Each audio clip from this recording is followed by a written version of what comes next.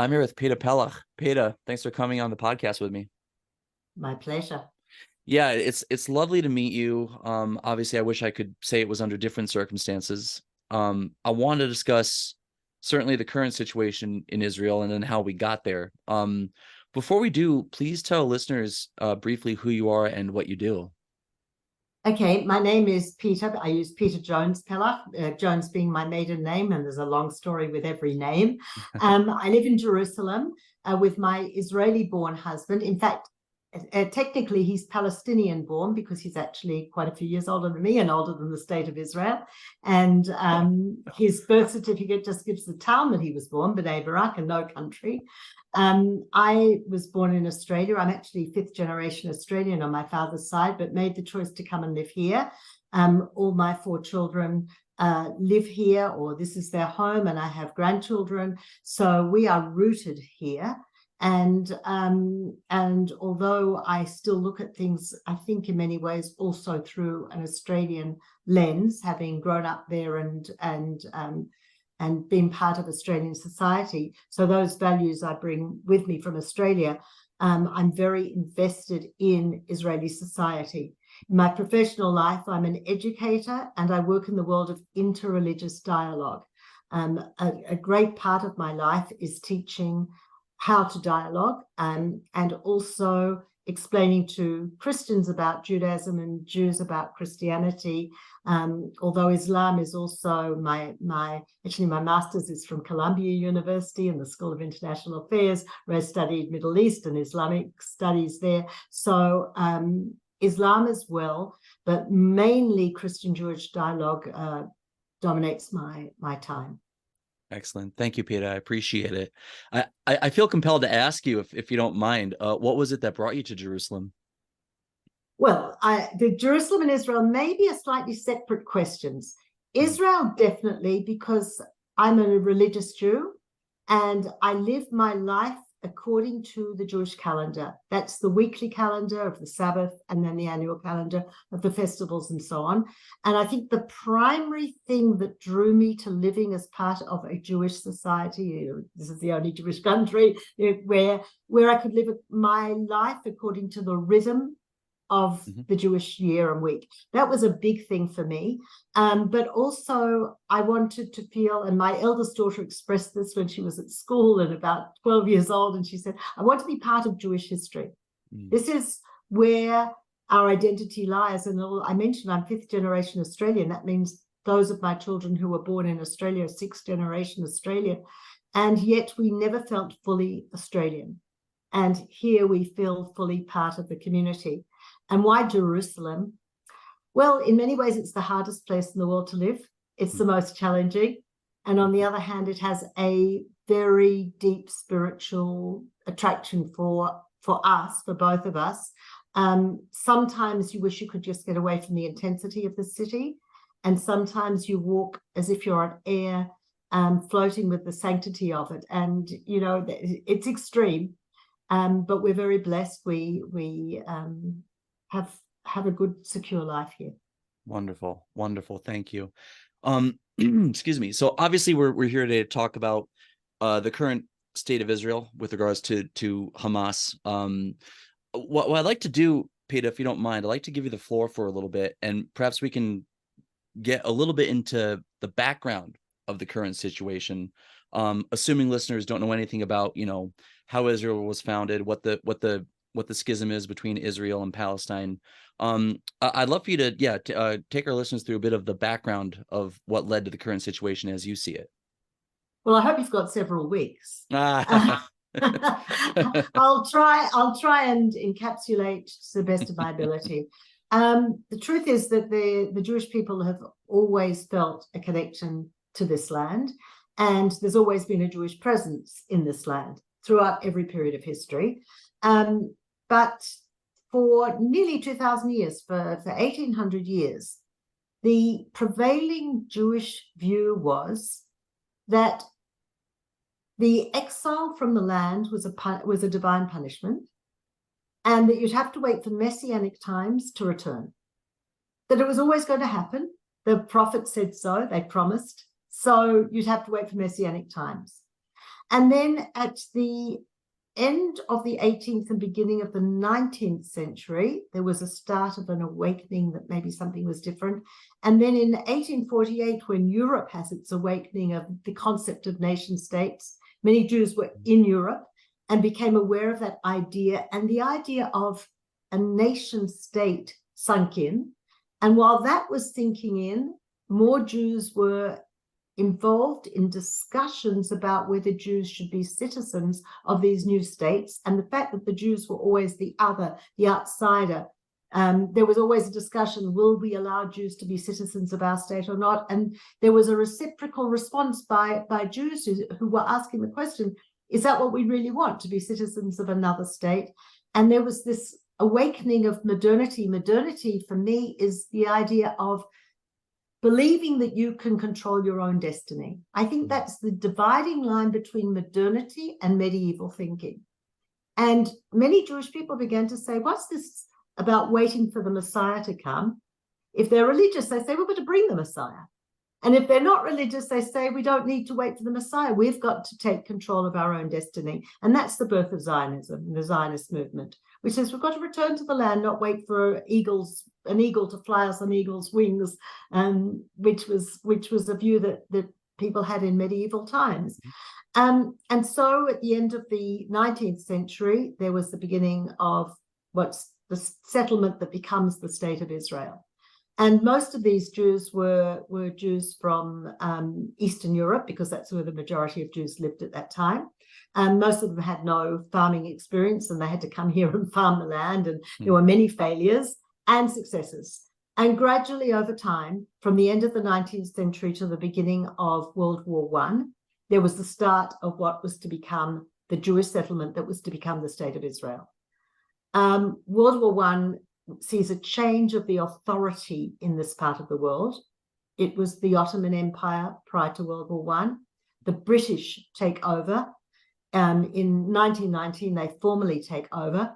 But meanwhile, back at the ranch,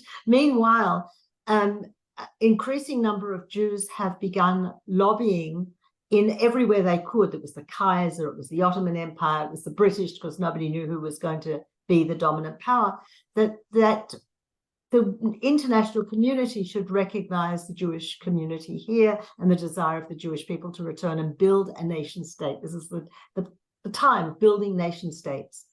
And the one particular success was with the British. And there was a success in convincing the British government to declare what's called the Balfour Declaration. Again, if there were hours and hours and hours, I could go into many details about it. But essentially, it recognized the right of the Jewish people to establish a nation state in the land, in their historical land of Israel. And so when the British took over, many Jews held great hopes that this would be the Messianic era. Religious Jews even used that terminology, that this would be the time. It was unfortunately a time of great disappointment. The British here, particularly by 1939, had begun to tread back on their commitment to the idea of a Jewish state because of their recognition that this is a little country surrounded by Arab states. The majority of the population in the land was Arab, even though the majority of the population of the land didn't have necessarily deep historical roots here, because this was a crossways of people from all over.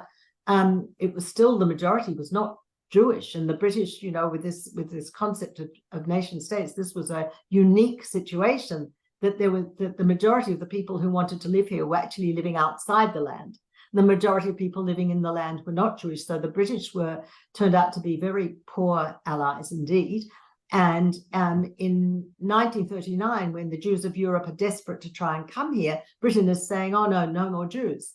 They're putting what's called the white paper and severely limiting the number of Jews. So the British were seen as traitors. However, I don't need to go into details, I don't think, for your listeners about the Shoah, the Holocaust, in which 6 million Jews in Europe are slaughtered. But one thing I can say unequivocally, in 1946, the British and the American went to the displaced persons camps, where tens of thousands of Jews who had nowhere to go were survivors, mainly survivors of the concentration camps and the death camps, were living. And they said almost unanimously they wanted to come here, which helped the British and the Americans and others come to a decision that when it was put before the United Nations, the newly formed United Nations, in 1947, that this area, which was, by the way, known as Palestine, I should have said this much earlier, the name Palestine was a name the Romans gave the land when they destroyed the Second Temple in the year 70 CE. They used the term Palestine to sort of rub the Jews' noses in it. That's how it got the name Palestine. And if you look at the documents from prior to 1948, when the Jews were resettling the land, you had the Palestine Post. That was the Jewish newspaper. You had the coins minted and money minted for the Jewish community with the word Palestine, because that was the regional name given to this area. And it included, by the way, all of what is Jordan today as well. It was both west and east of the River Jordan. But anyway, that's again for another history lesson. When it went before the United Nations in 1947, November 1947, to partition Palestine into a Jewish and an Arab state, it passed. And it passed partly, if not primarily, because the countries in Europe realized that the Jews had nowhere else to go. They felt guilty about their role in the Holocaust, even if those governments themselves were not directly involved. And so it was great jubilation amongst the Jewish community around the world that this recognition was given. The surrounding Arab states immediately declared war. The so-called Arab state never came to being because they rejected the idea of partition. And so Israel was born into war, was attacked on the day of Declaration of Independence. The War of Independence left Israel actually with more land under its control than the 47 partition plan had planned for it. None of the borders were actually agreed borders. They were all ceasefire lines. Israel only has ever had ceasefire lines, which is one of the reasons why I'm always hesitant to people who talk about going back to 48 or going back to 67, because all those lines are fake lines anyway. 67 was, as you know, 19 years after the creation of the state. The Arab nations surrounding Israel again tried to get her off the map. They tried in 48, they tried in 67, didn't work, and Israel ends up with more land. The problem with having more land in 67, as opposed to 48, when Israel got more land, it didn't necessarily inherit huge numbers of populations who didn't want to be under Israeli rule. There were some, but not so many. But in 67, when you get more land, you get more people.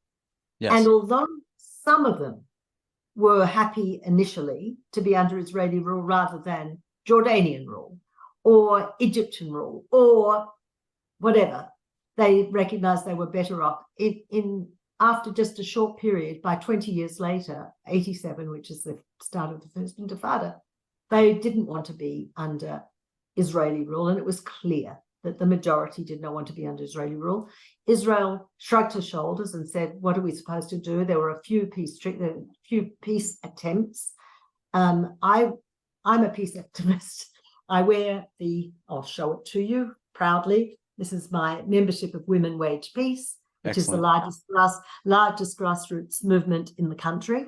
And Women Wage Peace is just an expression. I mean, I was a peace activist before the movement was founded, but is an expression of the recognition by many in the grassroots that there are partners for peace and peace is possible. But the consecutive governments kept saying, yes, we want peace, but we don't have anyone to talk to. It was partly because the tactics chosen by much of the Palestinian leadership were tactics of terrorism and tactics of war rather than negotiation, and also the failure, which we've got the famous cartoon statement after the 6-Day War, says they'll never recognize Israel. And so many people in Israel felt that there was no point in pursuing peace because there was no recognition of Israel, whatever its size. And this has just increased in intensity. I need to mention that I'm sorry, I know I'm speaking for a very long time. No problem. It's a lot to cover.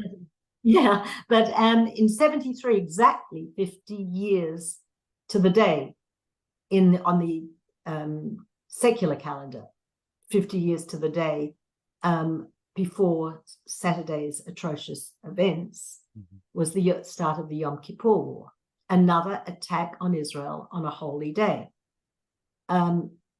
The result of the Yom Kippur War was a lot of deaths in Israel, territory that Israel conquered but then returned to Egypt. So Sinai was reconquered and returned. It did actually lead to a peace treaty with Egypt.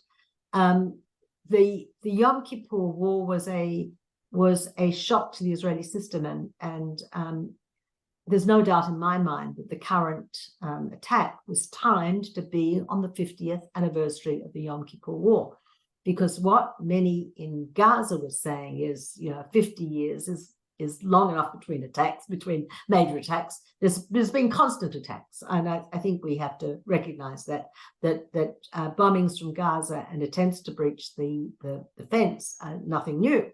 What is incredibly new is the success of Hamas to break through the border fence. I'll come back to this in one sec, because just to finish a little bit more about the historical background. Absolutely.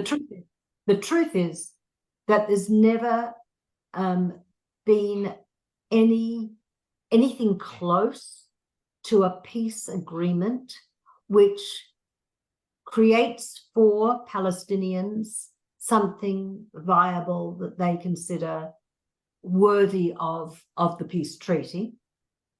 And there has never been any proper recognition of the right of Israel to exist by those in authority or control of the Palestinian population.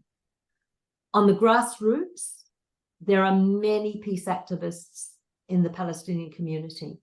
In terms of impact on their leadership, unfortunately, it's just not been there. So from both perspectives, Israel and the Palestinians, neither has seen a proper opportunity to make peace. And many Israelis like myself, not all, but many Israelis like myself, have felt that this has been the greatest scar and threat to Israel. And like many Israelis, in fact, half of Israel, I've been out in the streets on Saturday nights until last Saturday night, when we were in shelters rather than on the streets. But we've been out on the streets on Saturday nights saying that we want democracy and we want justice.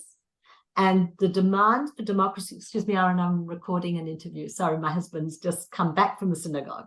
So those of us at the demonstrations, many have been saying that the current crisis in Israeli democracy has its roots in the failure to deal with the injustice of ruling over a people and territory who don't want to be ruled over by us. And again, I want to emphasize, I really believe that the vast majority, even of the right-wingers, of Israelis, don't want to be ruling over a people that doesn't want to be ruled by us. Would love some way out of it. Now, for some of them, I hope they're a small number, it's really hard to tell. For some of them, land is more important than people. So they say, oh, we've got to hold on to the land, and, too bad that it means the people.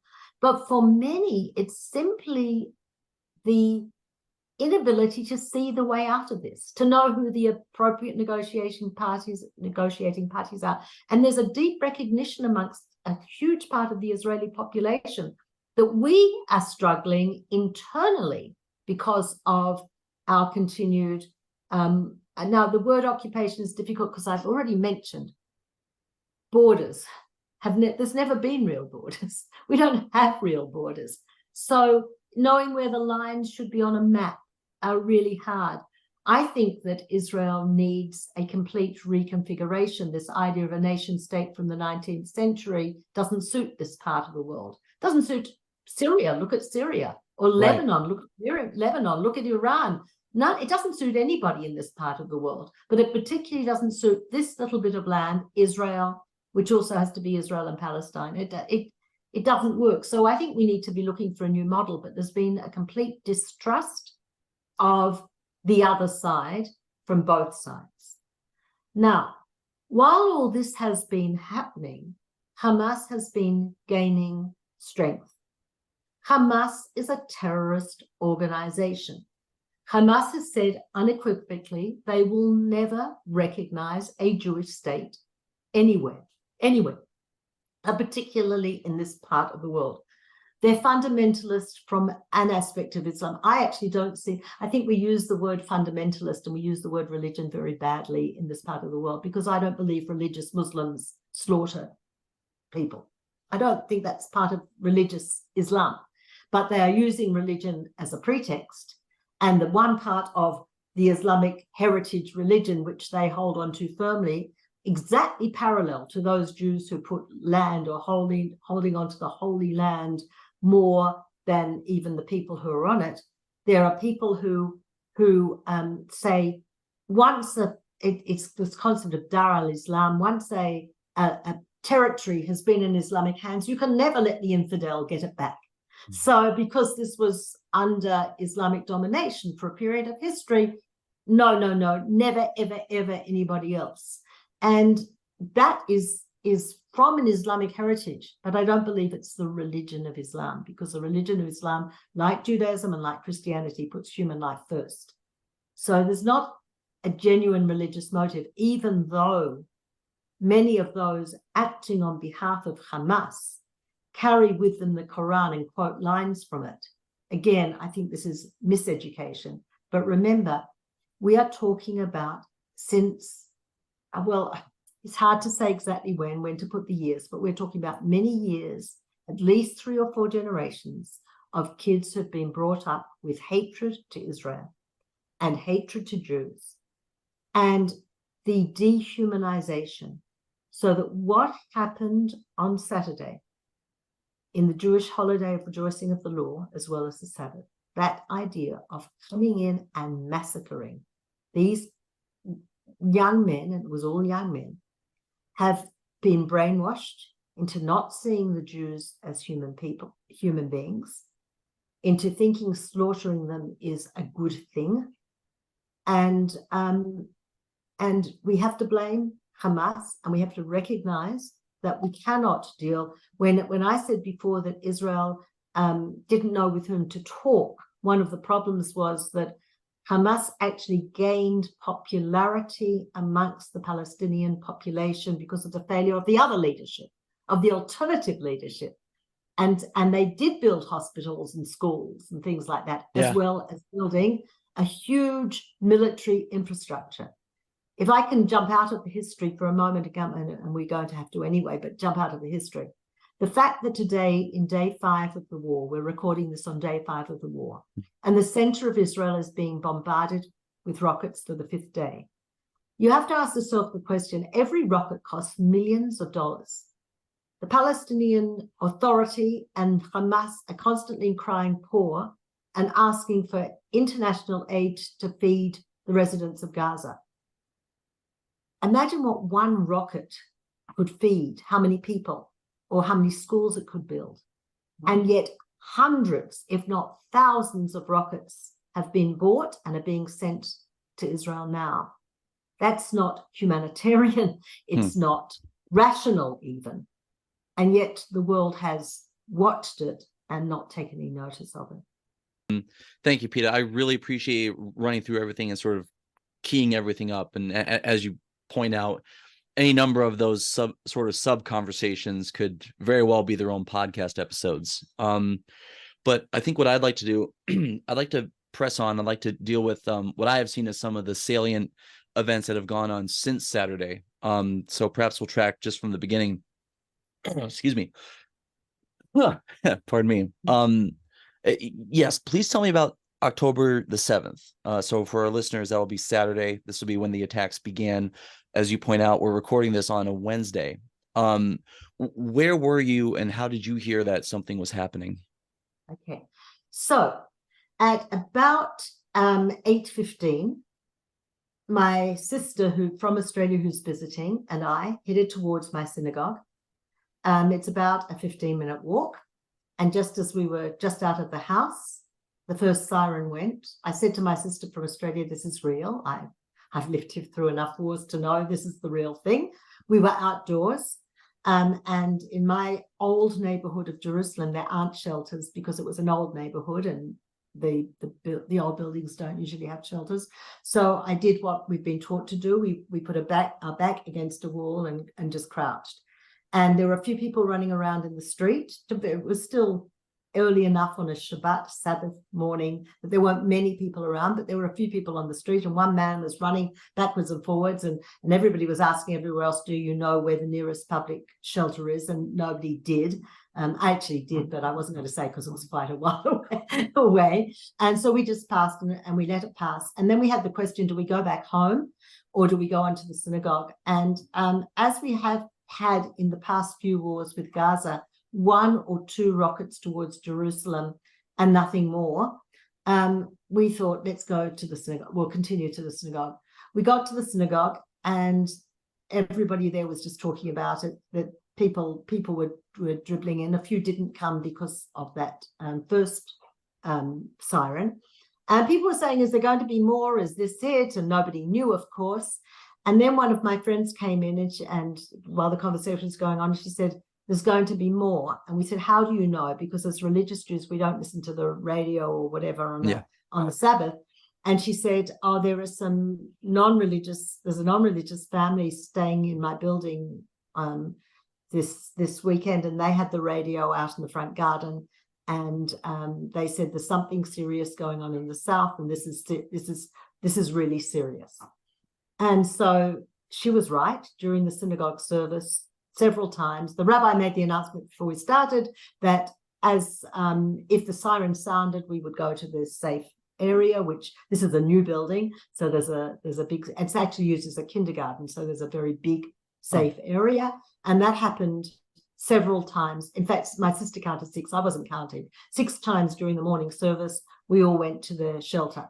At some point, someone else from a non-Jewish helper, because elderly people often have non-Jewish helpers, or someone else had heard the news, and it filtered through to the rabbi that this was serious. He made an announcement again. We said some extra prayers for the soldiers, but still didn't really know what was going on. And then at one point, one of the very active people in the synagogue and his son had helped move some of the chairs and tables out of the safe room, because as more people arrived at the synagogue, there was less room in the safe room when the siren went. So they were moving kindergarten tables and chairs out, and all of a sudden they were gone. And I asked the rabbi what happened. The son got a call up. The young men now in the army, mostly are the religious ones, wear these watches, which are also phones.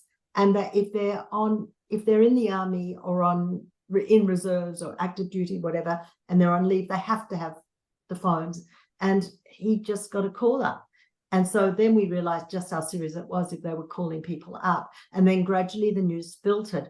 And my husband came back. My husband goes to a different synagogue than I do, don't ask. He came back from his synagogue and he said somebody had said that there had been 80 people killed. And I said, no, it's got to be a mistake. There couldn't have been 80 people. Couldn't be. 80 people killed? Couldn't be. I said, it's a mistake. And I said to him, I told him off, I said, there's a reason we don't listen to the radio on Shabbat, on a holiday. We're not supposed to be upset on a Shabbat. So we're not supposed to hear things like that. Let's wait till after. But when we turned on the television and the radio, I don't remember which we turned on first, after the Sabbath, then we heard everything, and it was worse than anybody had rumored during the day. And I think everybody was in shock. Nobody knew how to respond. Oh, I didn't mention one other thing. When we were walking back from the synagogue, as I said, there'd been 6 sirens in the morning, and we're walking back in the middle of the day, and we saw a soldier in uniform, but with a a skull cap on his head, and he was driving a car. Now, we don't drive cars. There are very few cars in our neighborhood on the Sabbath. He was driving a car. And again, it was another sign that something serious had gone on and that there was a massive call up. And so that was the first day for me. Wow. Thank you for running through all that, Peta. I really appreciate it. And yeah, maybe just to keep our listeners au courant, I have a excuse me, just a report from ABC said that on the October 7th onslaught, at least 1,200 people were killed in Israel, thousands more injured when armed militants poured over the heavily fortified border into Israel, raiding homes, rampaging through farms and communities, and taking as many as 150 hostages back to Gaza. I should say to you that on the first day, nobody had any idea of those numbers and wouldn't have believed them if you told them. Yeah. There was one thing that was clear on Saturday night. The reports were coming in on Saturday night about 2 kibbutzim that were still under siege. It turns out that in each of those kibbutzim, over 100 people had been killed, but we didn't know that at the time. Yeah. And that about the rave party, where there had been young people, mainly young people, hundreds, I'm not sure still, I don't think anybody knows the exact numbers, hundreds of young people at the rave, because in Israeli society, only about half the society is religious, and the other half still have, of course, the Jewish holidays to observe as they see fit to enjoy. And this rave party was a celebration. It was the festival, the Sabbath, and they were out. It was just a music party. What was becoming clearer and clearer is that there'd been a massacre there. But still, the numbers it was really not until the Sunday that we started to get an inkling of the numbers. People didn't really believe what was being said until, they found the bodies, and then the people were missing, and then people were phoning in. And on Sunday was the worst day, not only because there were sirens and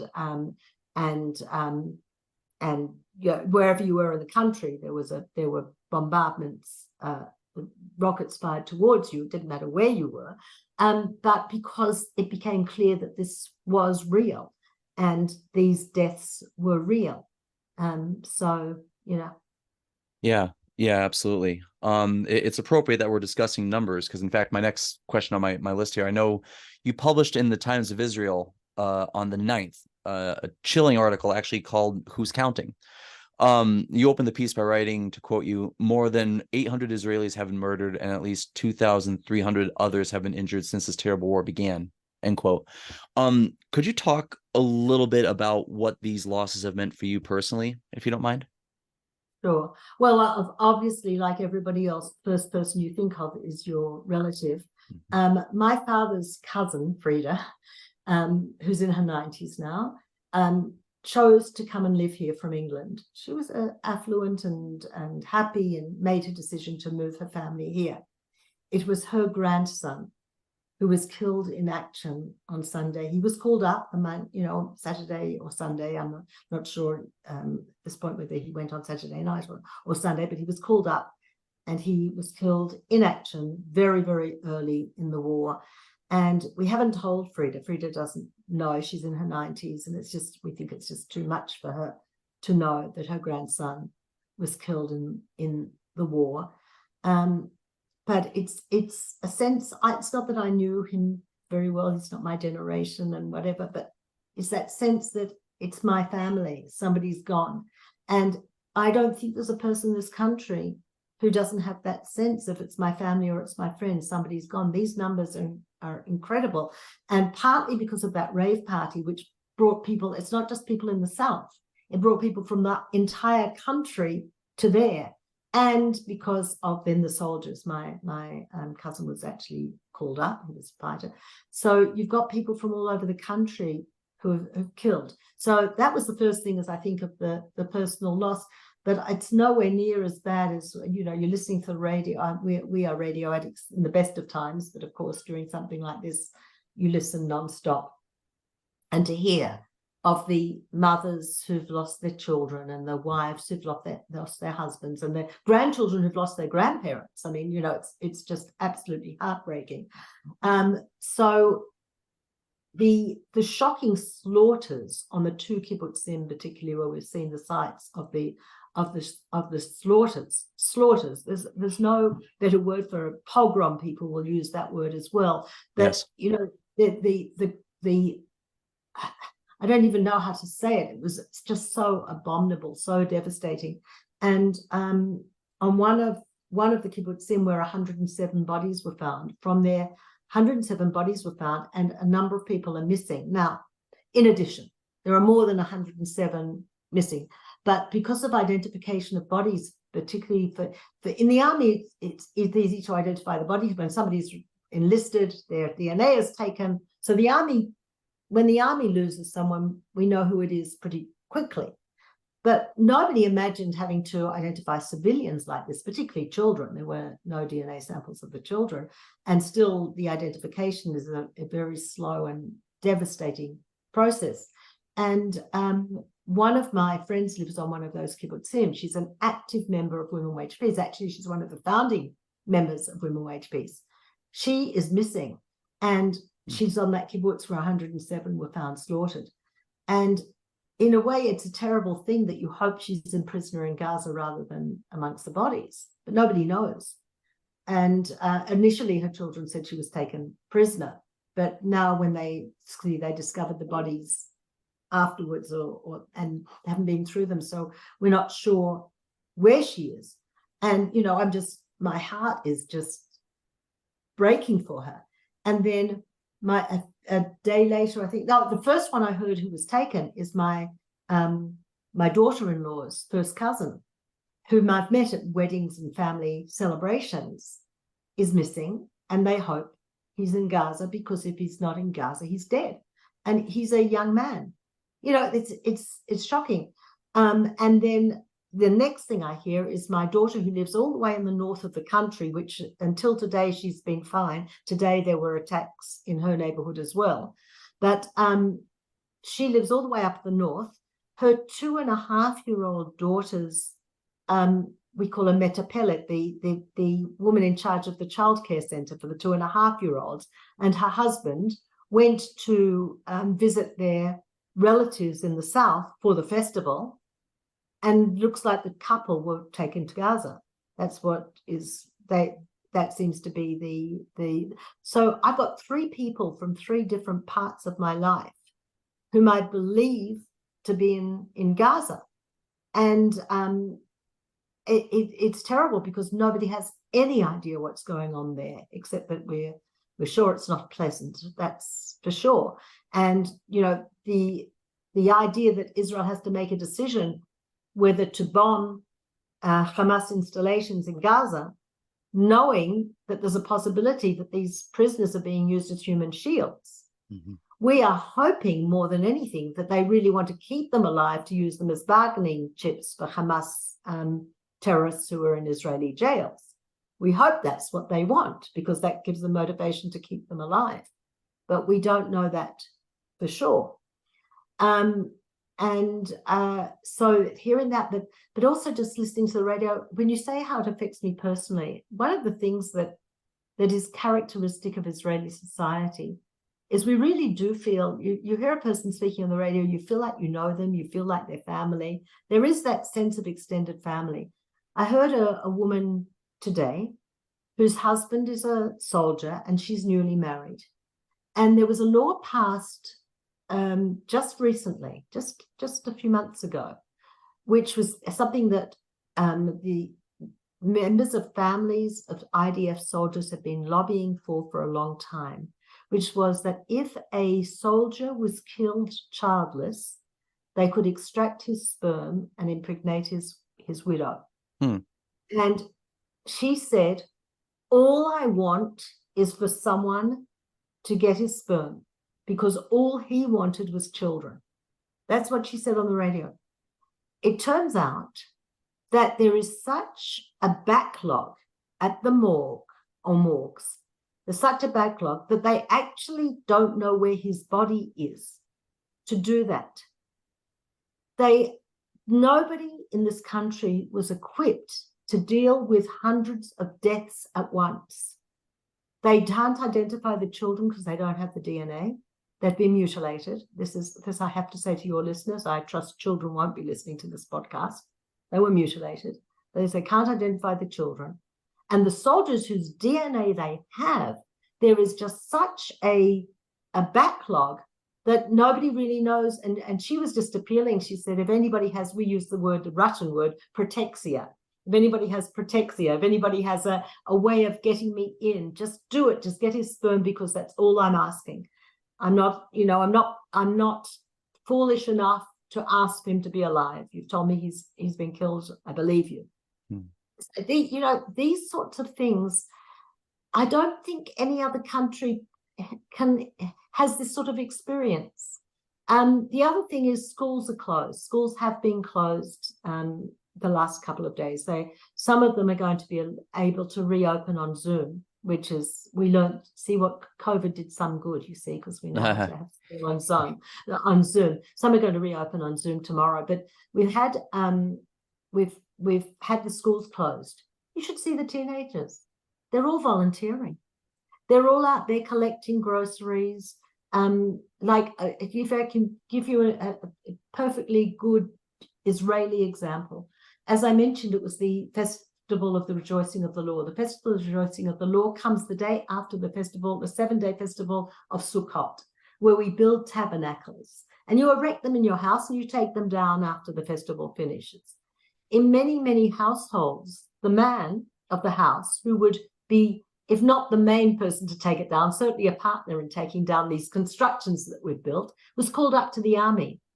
Teenagers have been going around helping families where their husband's been called up to take down the sukkah.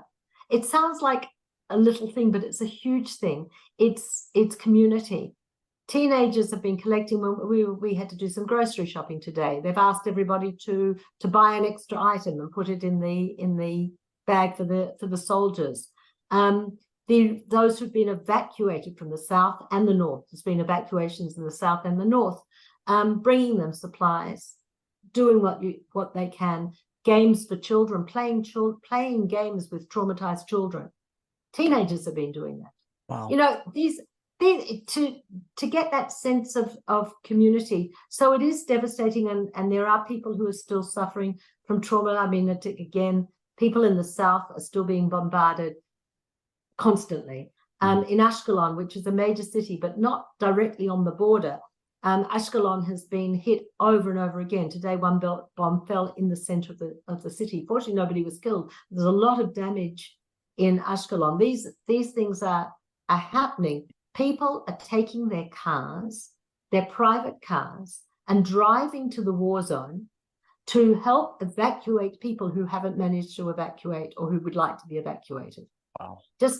And many of these are wearing the T-shirts of the group who had said during the protests they wouldn't serve under a dictatorship. I'm not sure if your listeners are familiar that part of the protests have been that Israel is moving towards dictatorship. By the way, hasn't happened yet. The legislation hasn't gone through yet. But the threat of the legislation where Israel is worried about its democracy, a whole group of reserve soldiers said they wouldn't serve under a dictatorship, and it was a warning to the government. It's these very same people who are now risking their lives because, bottom line, it doesn't matter who's in government. When we're at war, we're pulling as one. So they're just some of the things that we've seen and part of. Wow, that's incredible, Peta. Thank you. You may have already answered this one. I think you probably have, but I'll go ahead and risk it, and I can just move on if need be. To the extent that you haven't already, could you talk about some of the stories that you might be hearing on the ground of how this war is affecting people? Sure, of course. I mean, one of the things that I'll just give you another. I'll give you more illustrations, but by all means. Yesterday I had to go into the city, and I noticed there were hardly any buses. And one of the reasons there were hardly any buses is because a lot of the bus drivers have been called up, but the other group are the Arab citizens of Israel, most of whom do not serve in the army, but they're actually scared that they will be either mistaken for terrorists or treated in a negative way because they're Arab. And this is, again, another thing that's going to have to be healed in Israeli society after all of this? How are the Arab Israelis going to deal with this the fear? There are all sorts of messages going around in social media. Don't open the door to anyone, even if they look Jewish. They could be a terrorist in disguise. You know, these sort of fear-mongering. But the Arab Israelis also are feeling very much under threat because of the possibility of people either genuinely mistaking them for terrorists or just using prejudice based on this experience. So shortage of buses. There's been this thing with the supermarkets. It's actually, I can smile about this. Some what do we call it? Aficionado, somebody who thought they were important, made the suggestion 2 days ago that Israelis should stock up for 14 days. Everybody should have enough water and food in their house for 14 days because we might all have to go into shelters for 2 weeks. So people in certain places, stocked up. And then there were shortages on the shelves. But in other places in the country, the supermarkets were closed. In the south, for example, the supermarkets were closed because there were constant rockets. So then the government said the supermarkets had to open, but then they said, it's all very well you're telling us to open. We don't have any stocks, not because, in this case, because there was gluttonous shopping, but because the trucks with the supplies can't get down here. So they had to deal with all of that. So the country, we can smile about some of the things, but the truth is the country, the center of Jerusalem was like a ghost town yesterday. There were hardly any shops open. My husband actually is working in an electronic repair shop, which even during the Gulf War and during COVID and various other times has been considered an essential service, that electronics, because they do all sorts of major electronic stuff as well as little personal stuff. And so they've been open, but their shop is underground, like a natural shelter. And there was a siren while he was working there yesterday, and all sorts of people from the street went down there. But when I say all sorts of people, there were hardly any people. On a normal shopping day, it's like any other city, the center of town's full. So the city, the country's come to for not a standstill, but very, very slow. I haven't mentioned at all the north of the country. In the north of the country, for the first couple of days, nothing was happening. And then, of course, Hezbollah suggested that they might like to get involved as well. And there were 3 infiltrators yesterday from the north, but it turns out they were Hamas. Hamas has some bases in the north, in Lebanon as well. They weren't Hezbollah. Joe Biden, in his speech yesterday, which everybody is just raving about in this country, they can't get over it. And according to my daughter, she found out that 48% of Israelis watched Biden on television. Wow. That's 48%. Wow. I think that's 48% of those who are home or homes, because there's an awful lot of soldiers who were watching television. Yes. But, and she said that doesn't include people like me who don't watch television but use the social media and watched it. So, everybody watched Biden, and he warned Hezbollah to keep out of it. So Hezbollah's response is to say, no, we're going to get into it if Israel continues to retaliate against Hamas sites in Lebanon. We're going to get into it. So I do have to share with you, there has to be humorous episodes even in a war, right? So a few hours ago, this morning, there was a siren in the north. Now, what they did do as a response to the terrorists infiltrating from the north is they evacuated a whole lot of towns, which there's an evacuation plan in the north because Hezbollah has been attacking, pretty regularly. So there's a plan for evacuation. So that plan was instigated, and people, most of the towns in the very north along the border area were actually evacuated. But the sirens went off this morning. And Hezbollah immediately claimed responsibility for rocket fire. The problem was they found out only a few hours later that the sirens had accidentally been set off due to Israeli firing on Lebanon. So Hezbollah were claiming responsibility for something that didn't even happen. It didn't happen. It's like Hezbollah wants to defy Biden and want to say, but I'm not sure they really want to get involved in all of this. I think they will take seriously the American threat to get involved as well. And of course, Israel does have the ability to seriously damage them, which goes back to the other questions that are on people's minds. There are around 130, Hamas has 130 hostages in Gaza. We don't know for sure the number, nobody knows for sure, but let's say that's a good approximation. Israel has to decide the next moves. Israel has to, the demand from the population is very clear. Hamas has to be, the threat from Hamas has to be eliminated. Hamas has to be decimated to the extent that they can't do this again. Not just in 6 months, but ever. Hamas has to be decimated. But how do you do that in the highly populated area of Gaza? Number one, concern for innocent Gazan residents. And number two, and this I will say for Israelis, this is number one, your 130 hostages, the fear of what might happen to them. And one of the things that you hear over and over again is the debate among the parents. I'll give you one more example. One of the mothers, that the parents of those who are missing, many of whom will be hostages in Gaza, but perhaps not all, we just don't know. But a group of parents of those who are missing made a plea on the second night of the war on Israeli television as a group for someone to do something.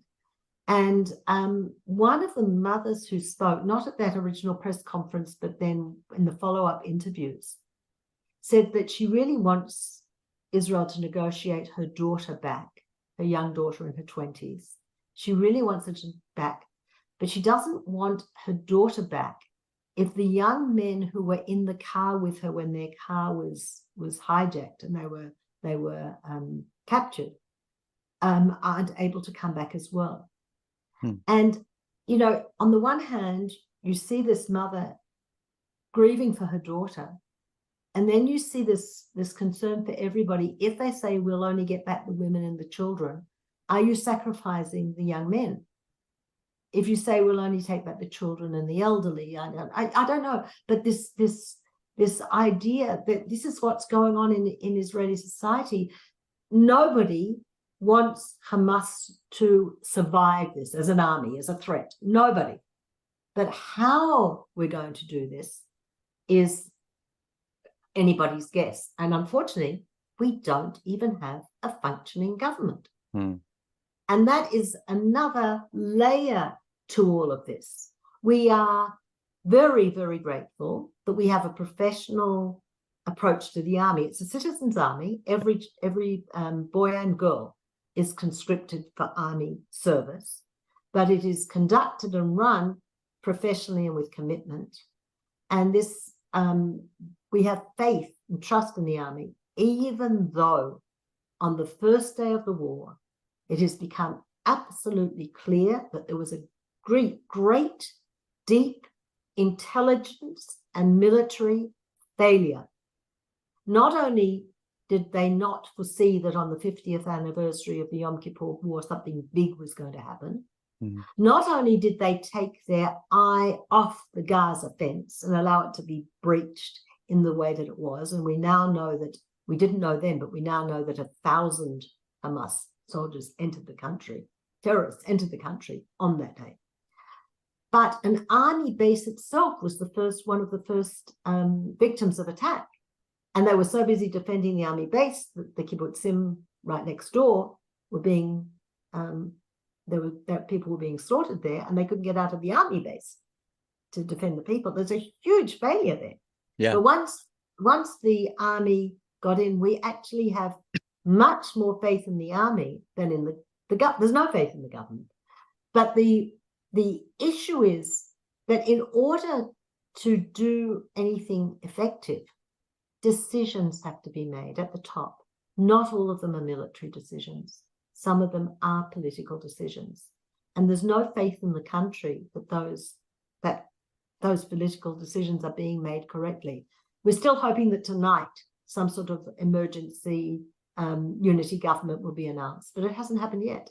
Well, perhaps you didn't get the news. My understanding is it was announced earlier today. What time would you have it there? Because I can. Yeah, that's actually really funny, because that was one of my questions. It's Al Jazeera published earlier today. I apologize, I don't have a timestamp. But No, because when I came to you, at the yes, time that I came to you, if it's before that with Al Jazeera, then it's optimistic but not final.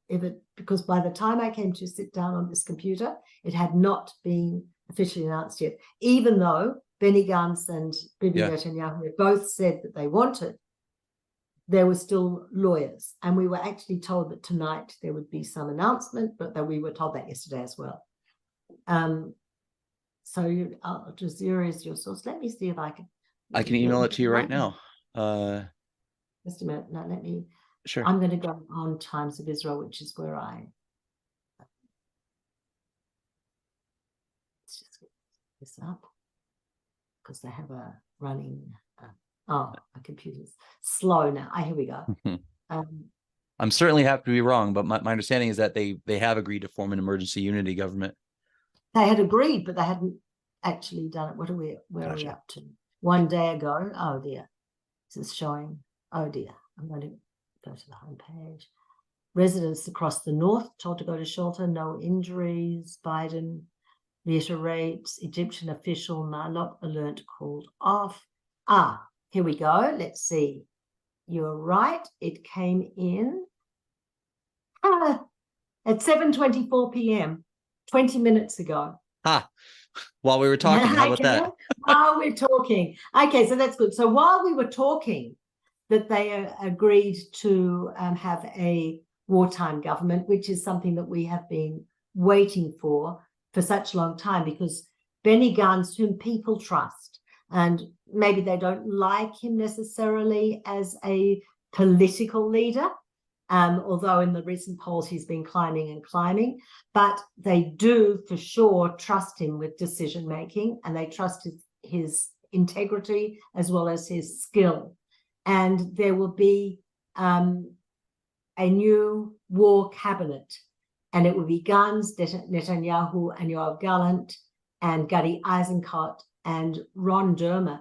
So, it's really, really, really small, and in many ways, the smaller the better. I must say that you have to include the Defense Minister, Yoav Gallant. He's been one of the people for me who's been a huge disappointment, and many people in Israel as well. But of course, you can't not include. So if it's Gantz, Netanyahu, and Gallant, who are the three making the decisions, people will have a lot more confidence.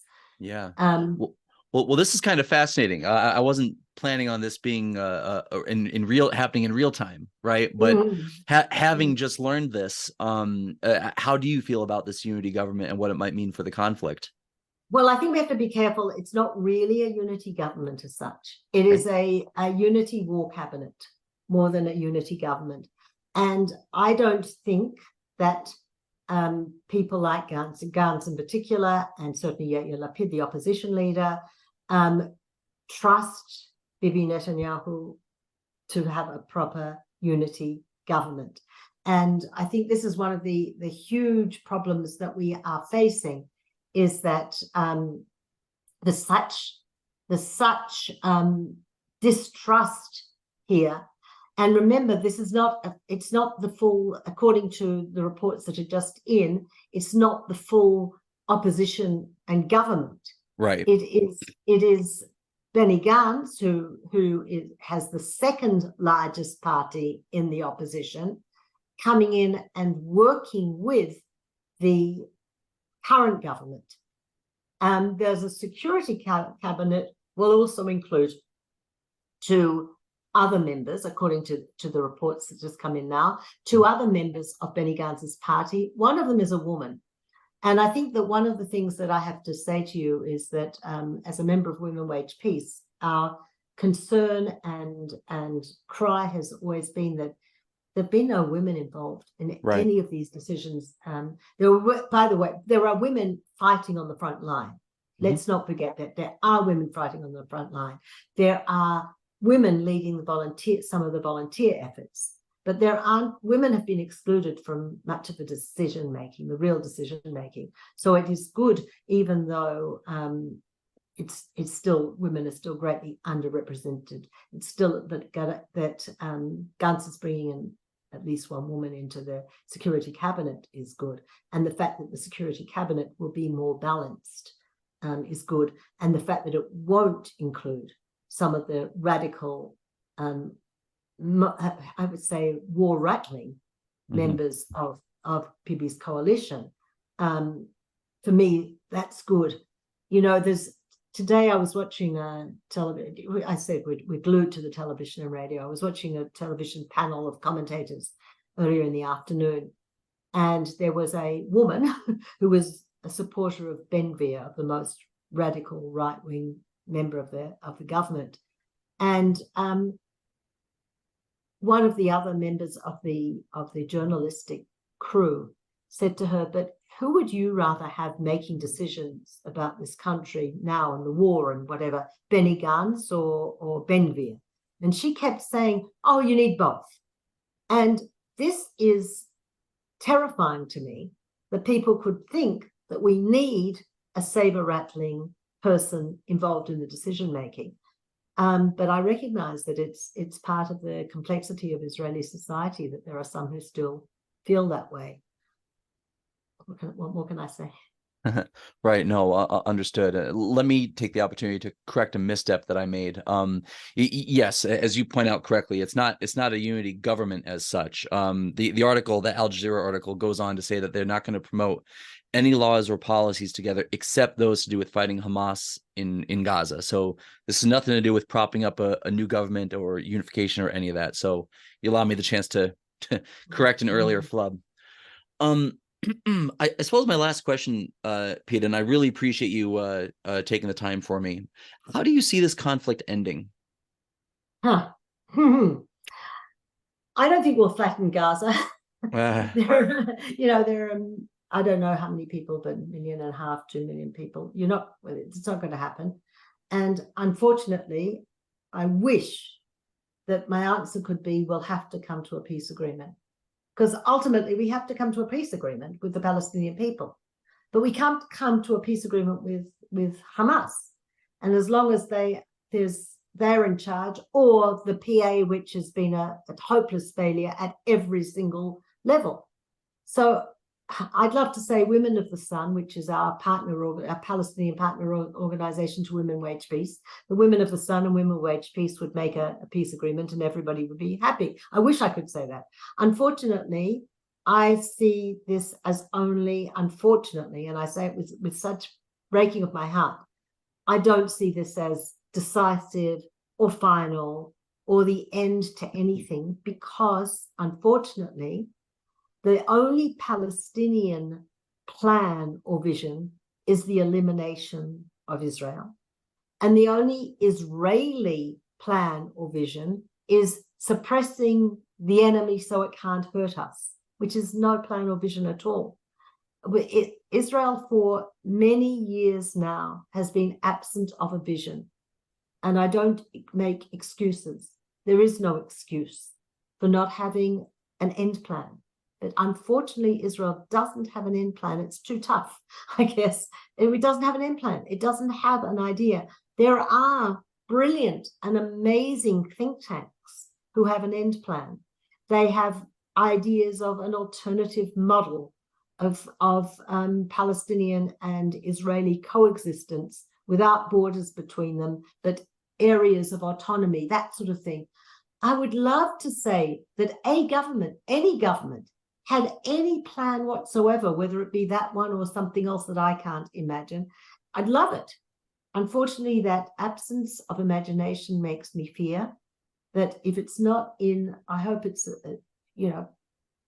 not in 6 months, not even in 2 years, but unless we get our act together and recognize that we need a plan that is long-term. I won't say indefinite, nothing's infinite or indefinite, but long-term, which looks at how you bring these two people to live side by side without feeling the need to attack each other. And by the way, I don't think most Israelis feel the need to attack Palestinians. They don't. They just wish they'd go away, but they don't feel the need to attack them. But there are definitely, Hamas definitely feels the need to attack Jews. And we have to undo that and have a vision, but I don't think it's there yet. So I think this is going to go on for a few more weeks till Hamas is sufficiently disabled, so that the rockets, we won't feel the rockets for probably a few years, a couple of years. You know, that's all I can see at the moment, unless we have a radical change in thinking. And it's very sad for me. I didn't bring my children and have grandchildren here, that they should have to fight battles. But I'm not seeing the way out. Yeah. Yeah, I understand that, Peta. Thank you. Well, I tell you, I so appreciate you coming on and speaking to me on such short notice. Thank you for all the information, giving us your perspective, some of the eyewitness perspective from within. Yeah, I hope you stay safe out there. Thank you so much. Yes, thank you. Think now of my daughter who lives in the north, who thought she was safe and now is going to shelters. You know, yeah, and my best to your daughter as well. Thank you so much, and good luck with all of this. Thank you, Peta. Take care. Okay. Thank you. Will do.